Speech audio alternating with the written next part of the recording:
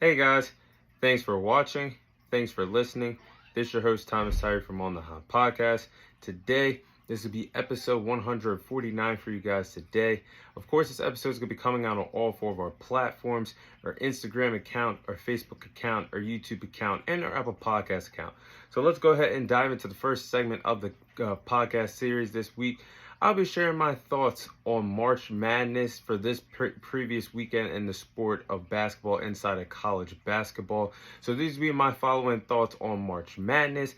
And first, I'll be sharing my favorite games that have transpired for March Madness this past weekend. Starting off with one of my favorite games in the men's side of things was the Alabama versus North Carolina Sweet 16 matchup that we seen transpire this past weekend. The Sweet 16 matchup between North Carolina and Alabama. You would see the first number one seeded team in March Madness on the men's side, North Carolina, be eliminated. That was personally my prediction on which number one seed would be eliminated first this year in March Madness, and it so happened to be North Carolina. But the final minute and 30 seconds of this game was absolutely spectacular. It was great. It was everything you wanted to see in March Madness games. And Grant Nelson for Alabama played a big part in the win with 24 points, 12 rebounds, and 5 blocks to help Alabama not only get to the Sweet 16, but advance past the Elite Eight. And now they punched their ticket to the Final Four in a matchup with the reigning defending champions in UConn. So Alabama played really well on both sides of the court, offensively and defensively, to put away the number one seeded North Carolina in this matchup. And it's cool to see Alabama get all the way to the Final Four. This is a university that's known for being a football program that was led by a dynasty by Nick Saban for many years at Alabama. They weren't really known for anything else sports-wise at the school, but now they find that they've put this program on the map for the men's side for college basketball. They are now just 2 games away from winning it all, and they find themselves in the Final Four matching up with the reigning defending champions in UConn. So it's a pretty cool story of what we're seeing with Alabama transpire March Madness. Now, the next favorite game, I'm going to flip it over to the women's side.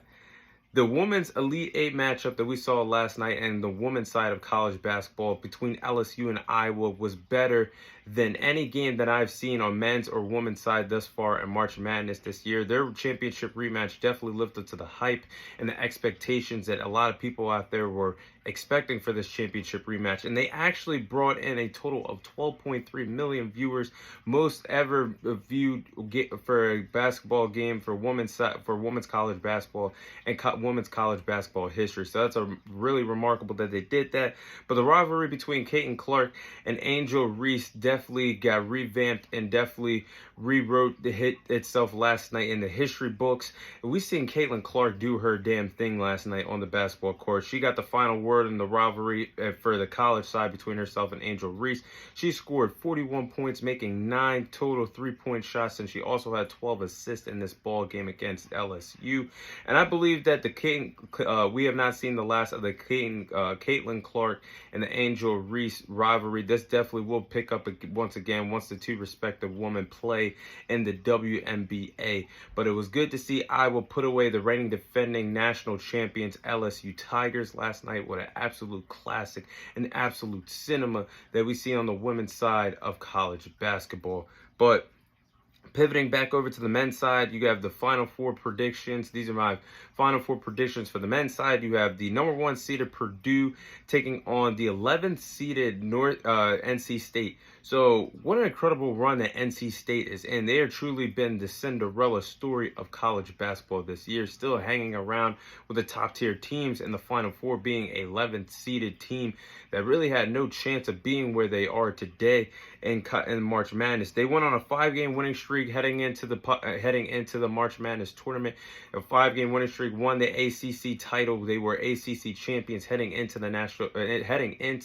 March Madness, I should say. But they beat a lot of good teams along the way. This NC State team is nothing to sneeze at. They on their quest to getting into the Final Four. They beat some really good teams: Texas Tech, Marquette, and Duke.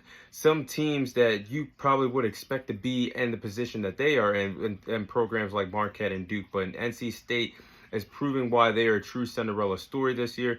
But I can't bet against Purdue. I have Purdue beating them in the Final Four because Purdue has been on a mission since March Madness has started. And I said they have a chance to do what Virginia did a month ago, I said on the podcast, I said they have a chance to do what Virginia did back in 2019. That's being upsetted by a number 1 seeded team. And then a year later, going all the way to the national championship and winning it all. That's what Virginia did when they were upset by the 16th seeded UMBC team back in 2018. And Purdue was upset by a 16th seeded Farley Dickerson program last year. Now they find themselves 2 games away from winning a national championship. Zach Edey has been an absolute monster all March Madness long, destroying and dominating his opponents in the paint, making his presence known. He's had some stellar performances in March Madness. I can't bet against Zach Edey right now, and I can't bet against Purdue. I have them going to the national championship. Then the other side, you have the number 1 seeded UConn Huskies taking on the 4 seeded Alabama Crimson Tide. UConn, I cannot bet against them. They blew out every single opponent since they got into the tournament as the reigning defending national champions. And a lot of people, we have not seen a back-to-back national champion in college basketball for the men's side since the 2006-2007 Florida Gators. So we are on our way to possibly seeing that with UConn. That was my pick to win it all this year. And they've been beating their opponents by double digits. By far the best team in the country. And they're not playing against scrubs. They've beaten some really good teams in this tournament. They've beaten a really good Northwestern team by double digits. They beat San Diego State in a championship rematch from last year by double digits. They beat a really good Illinois team by double digits. I just can't bet against UConn. I think they're just Alabama's gonna come out hot and they're gonna come out swinging on all cylinders. But I just feel like UConn's just gonna put them away and win this game by double digits, like they did against all the other opponents that they've faced. So, and then national championship, I should have went with my heart, because originally when I put together this my bracket, it was UConn and Purdue, but I decided to go with UConn and Kentucky. Obviously, that's not going to happen, but UConn and Purdue will be the national championship game, I believe. Purdue's going to put up a fight. Zach Edey's going to do everything he can to help Purdue win a championship, but UConn's just a more dominant team, well-around oil machine on both sides of the court. I think UConn is a lock to go back-to-back this year and win the national championship again.